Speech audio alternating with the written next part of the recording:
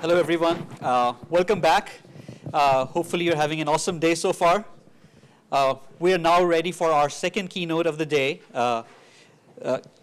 which is Kevin Bayuk. Kevin Bayuk, he's a partner with Lyft Economy, where he's providing guidance to social entrepreneurs to help them grow. He has also founded the Urban Permaculture Institute and that's located in San Francisco itself. Kevin has raised millions of dollars working with more than 80 social enterprises and B Corps, and he is really putting all his efforts to define what the new economy would look like. So please welcome Kevin Bayuk.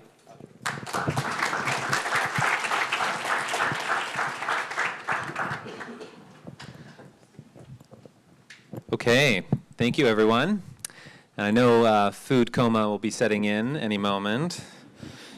So I will try and grab your attention by asking you to show of hands, because I'm curious. How many of you are entrepreneurs and you have your own venture that you're starting or have started? Oh, a lot of you. How many of you work in a nonprofit or have started a nonprofit? Okay, good. That's helpful.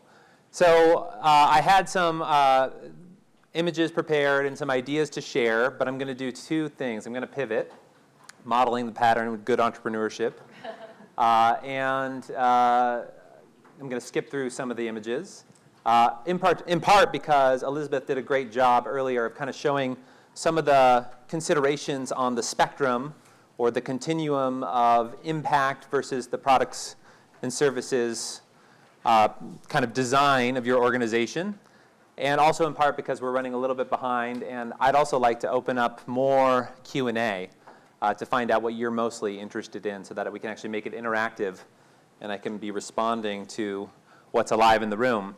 But I will start with a bit of context, which is always important for me. You may know this image. You are here. But you've been told a gross lie. You don't live on planet Earth. You live on planet water. And just for some context, things that you probably all know, and this might be self-evident, but tomorrow, 1 in 8 people on the planet will go without a safe or quality water supply.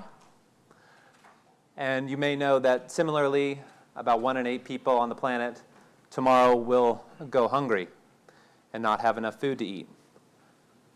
You may also know that we, on average, waste enough food each year to feed 2 billion people.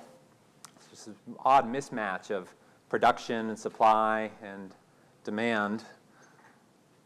And you might also know that, I'm probably guessing here, but all of us in this room could probably travel almost anywhere in the world where there might be poverty or hunger and actually be fed.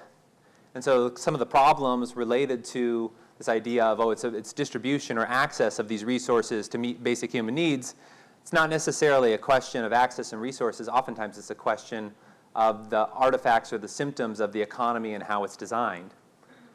The economy, as it's designed, tends to, as far as we can tell, concentrate wealth as we measure it into very few hands, and also tends to result in exploitation of people or planet in the pursuit of generating returns on short-term market valuation kind of mandates.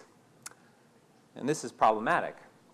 So in some ways, a lot of what we've talked about this morning, and this is really a lie for me lately, one of the hats that I wear as I'm working as a senior financial fellow on a project called Project Drawdown, helping Paul Hawken write his next book, which is called Drawdown, which is a study of 100 technologies and practices that mitigate and or sequester carbon or carbon equivalent from the atmosphere to remediate this type of problem. Because the economy at large has created not only dire social consequences, but also planetary, with consequences of planetary implications. Boy, this you can't read, but We're at about 400 parts per million CO2 in the atmosphere. This is probably self-evident, things you already know, but I just want to set some of the context for some of the great discussion we've been having this morning. We're at 400 parts per million now, which you can't read it, but the best data we have suggests that between 15 and 40% of all species on the planet will be lost at that concentration of CO2 in the atmosphere. And that's where we're at. Silver lining.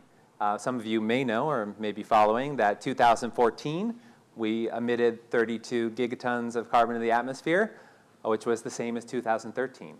For the first time, we leveled out over the last several decades, which is actually an important thing and maybe signals the beginning of the decoupling of the economy from carbon emissions. Very important thing. But I'm bringing up data around the environment and social implications of the economy because it's technically, we're looking at, if these slides are at all accurate, we're looking at an existential threat for all of humanity. It's just context. Again, things you probably already know. But some of our tunnel vision culturally sees the economy as kind of a prime mover and motivator for what we do as entrepreneurs or as human citizens.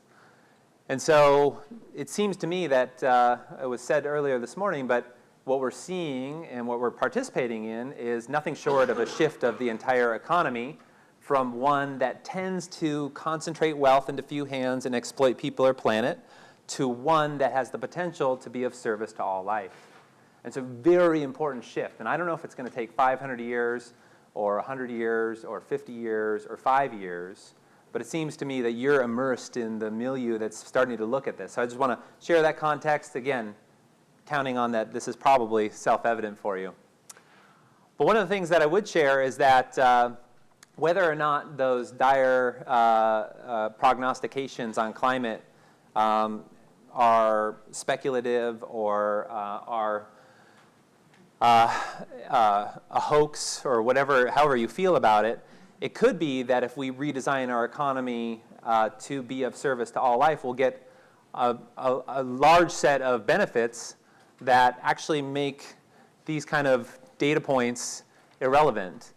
This happens to be what's happening in the world, but we can just use the intrinsic motivation to create a world that works for everyone with no one left out as our reason for shifting. Okay, so that was context.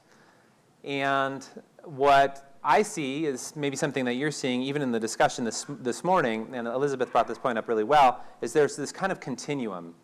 So we used to call it the shades of green of the emergent economy, with this idea that there's kind of greenwashing and some of the signals of transitioning the economy, some of the beginnings of corporate social responsibility in our public equity markets.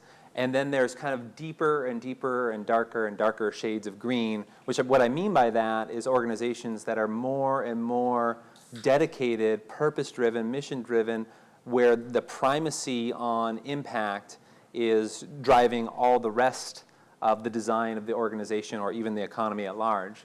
And what gets confusing for a lot of people, so part of this conference I understood was education, inspiration, and connection. So for education, I just want to talk about some of the things that I've learned about that continuum and things that I wish I had known. A little bit about my story for context is I was always passionate about, in fact, in a really, I think, destructive way. I had a lot of angst and anxiety about what I called the social ecological crisis growing up, and I wanted to communicate about it, and I wanted to do something about it. I didn't know how. And so when I came to the Bay Area, mid-90s, I did what everybody else was doing, and I said, oh, I'm going to go make money so that I could go do the things I want to do to communicate, to address these problems in the world that I see. And so I started a technology company. What else do? You start a software company.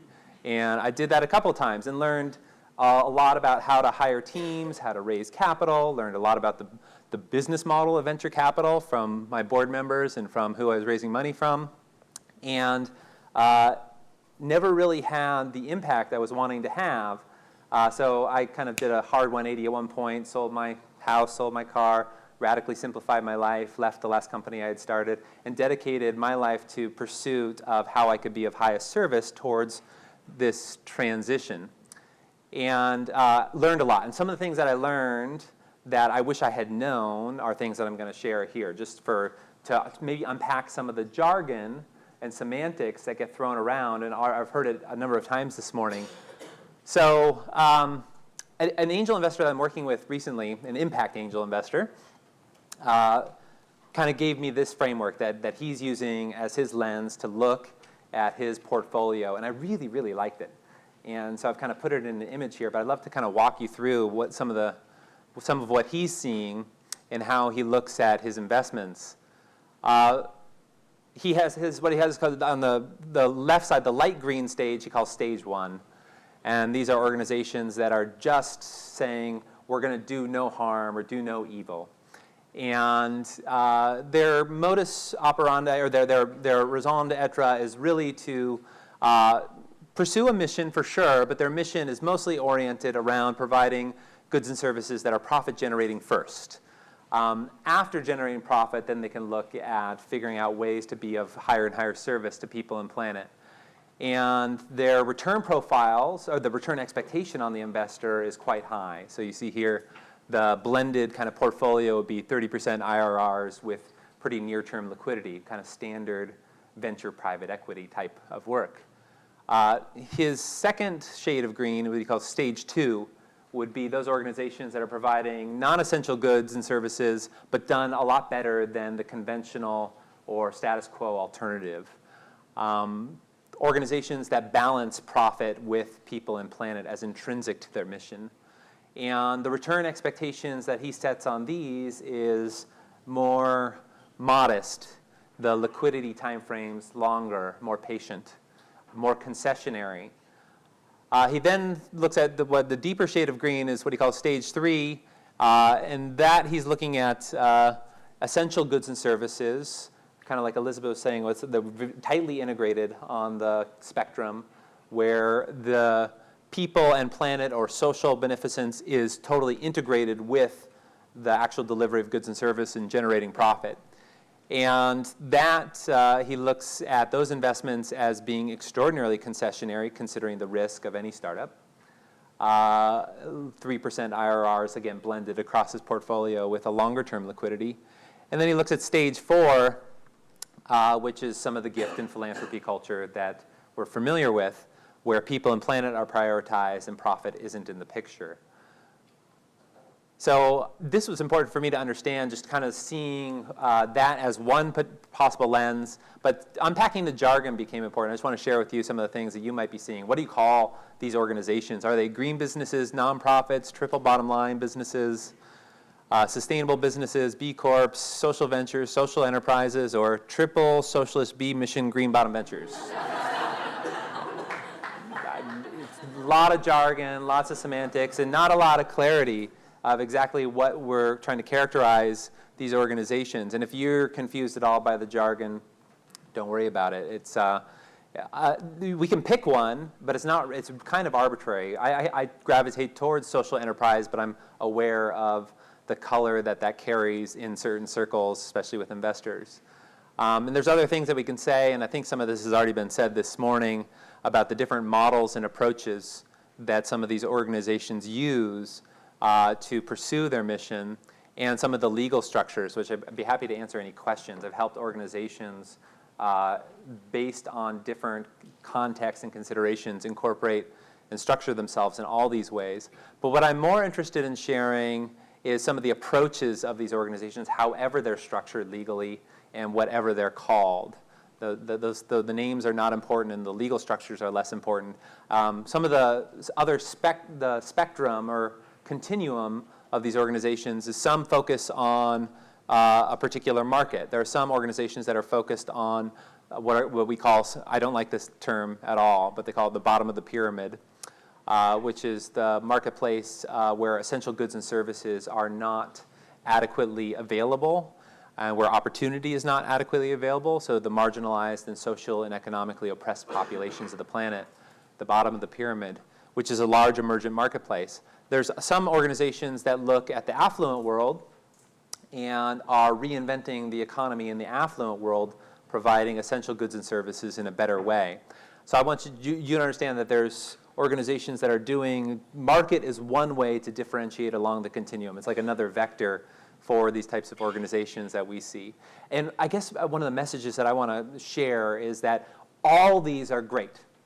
All of these are playing a role. It's the role in transitioning the entire economy to one that's of service to all life is going to need to be inclusive of all these different approaches. So none of these are bad. No matter where you are on the shades of green, whichever project you're working on, whether you're a full philanthropy-dependent NGO or whether you are a for-profit enterprise that has a corporate giving CSR program, that's all good.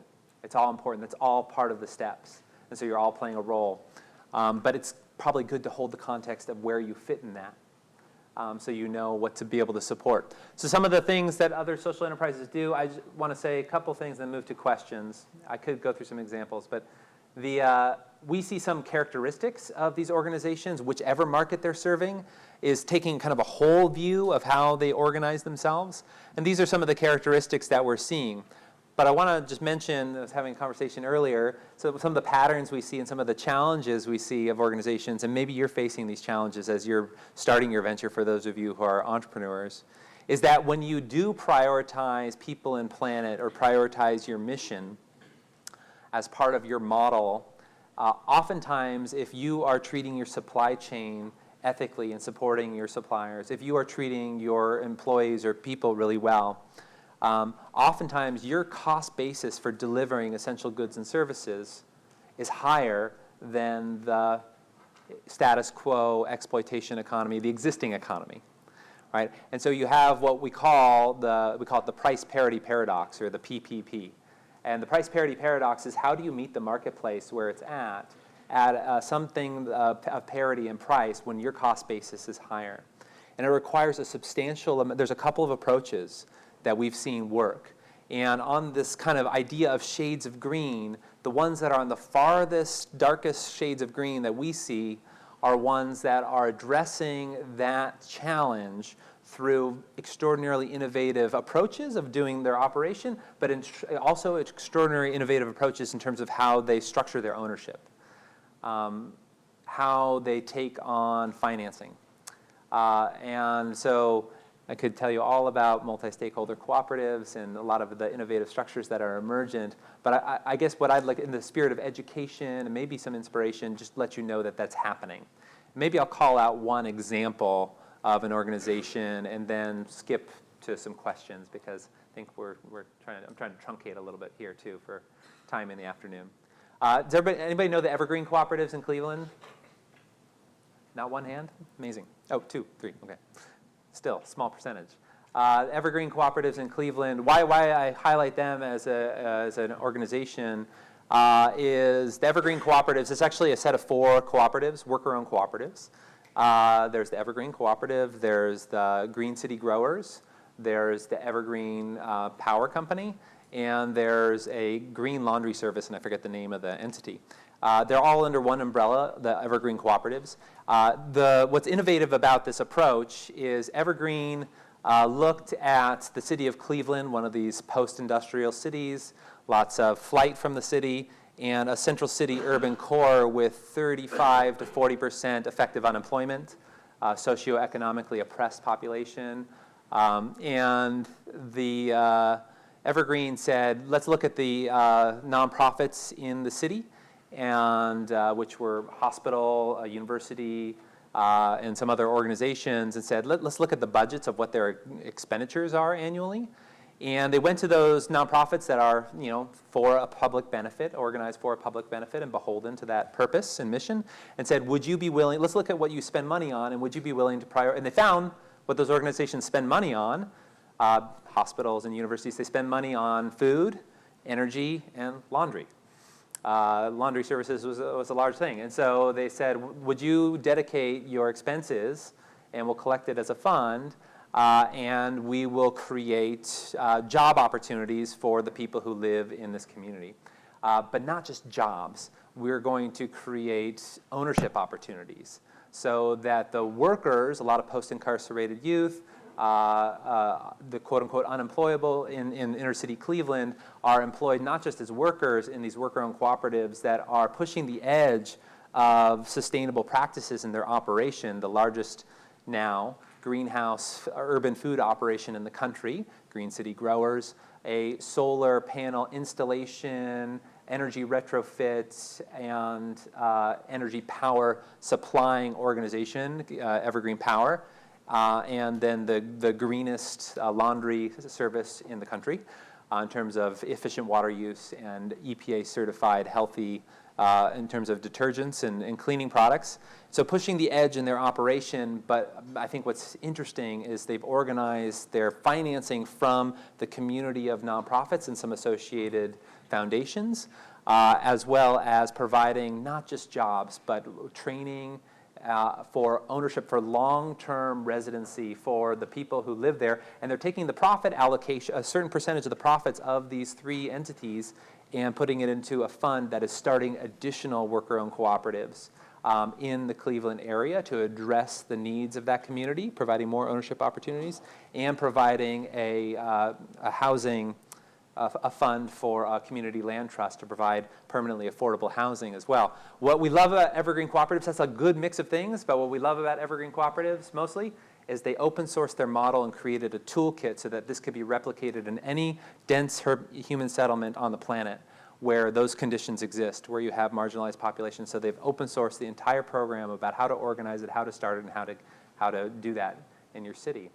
And that's why we love it. So just showing the spectrum of there's so many different things that we could do in these shades of green. And so maybe I'll leave it at that. There's a lot of other examples that I could have referred to, but I want to make sure that we have some time for questions. Was that two? Was that good? Yeah, all right. So how about questions? Does anybody have any questions? Yeah. So you said that this is actually a question about the Evergreen Yeah. Cooperative. Yeah. What other locations have replicated? Since it is open source, have other groups tried to replicate it? We've helped one start in Rochester, New York, and there's a group in Oakland called Project Equity that is started their operation 3 months ago. Yeah. So those are two. Yeah, there might be others. Yeah. Project Equity has an event on March 31st. You go to Google it, you'll find it, and it's going to be a good one too. Yeah. Their information's coming up. Yeah. Other questions? Yeah. Follow-up to that one is, do you think this is a model that can be replicated internationally? I think the concept of leveraging assets and expenses from institutions that are organized or dedicated to public good and creating not only jobs but economic ownership opportunities for communities with the appropriate training is a model that could be replicated. It will need to be adapted site-specific conditions globally. Certainly, but there's room to adapt that concept. It's basically looking at a place-based approach to what are the needs of this place and how can we front the expenses of those needs as a capitalization framework, an ownership framework, and then provide ownership to the workers themselves. The toolkit is leverageable even though those aspects are not customized? I think the toolkit is early enough that it will need a tremendous amount of adaptation and trial and error before I can confidently say absolutely. Yeah, so I think there's a bit of iteration that will be required, as with anything, right? Question?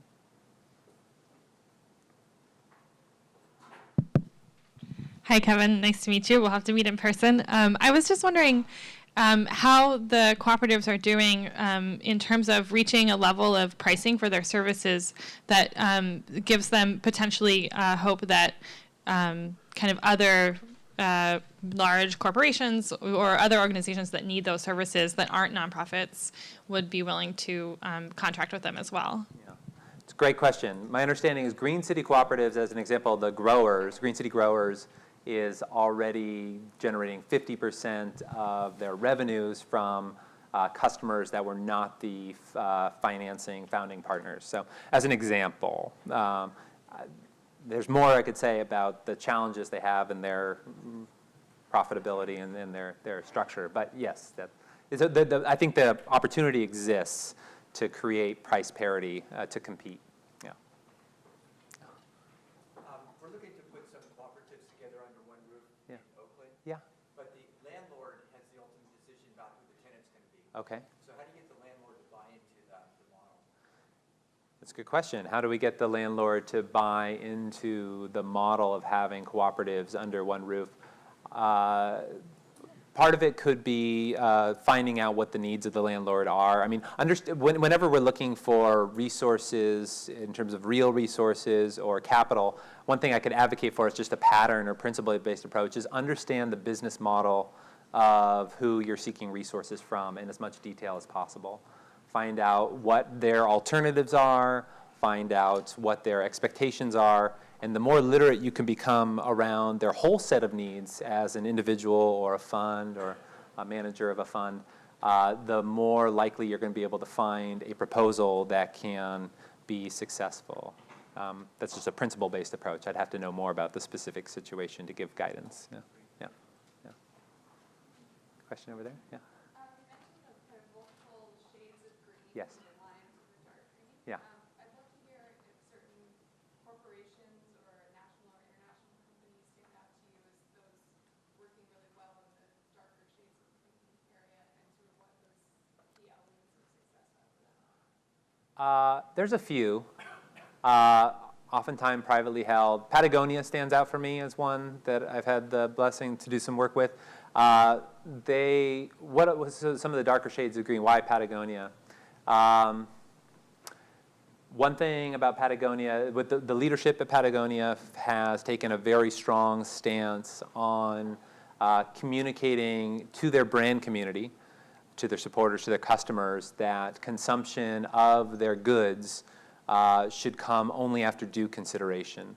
The message of don't buy our goods unless you absolutely need them, which is one of their standard messaging to the marketplace, puts them in a league of their own in terms of companies. Very few companies are bold enough to say that we are seeing consumption in general as a problem, so we want you to become more aware of your needs.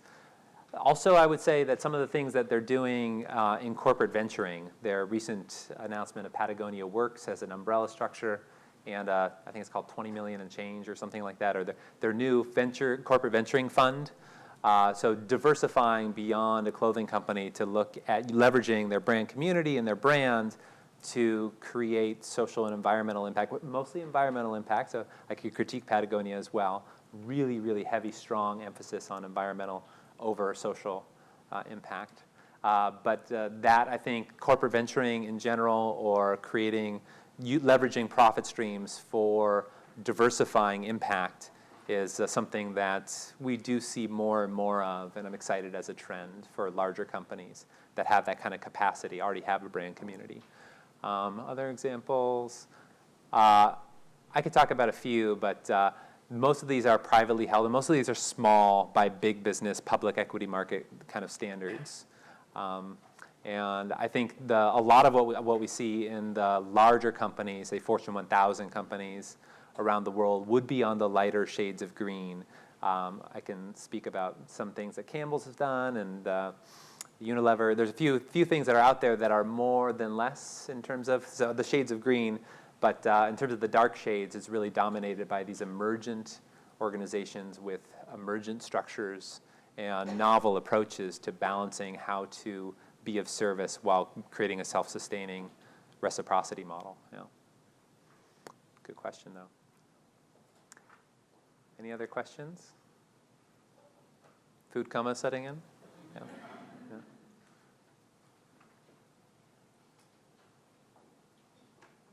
Did I go too fast? Anything else?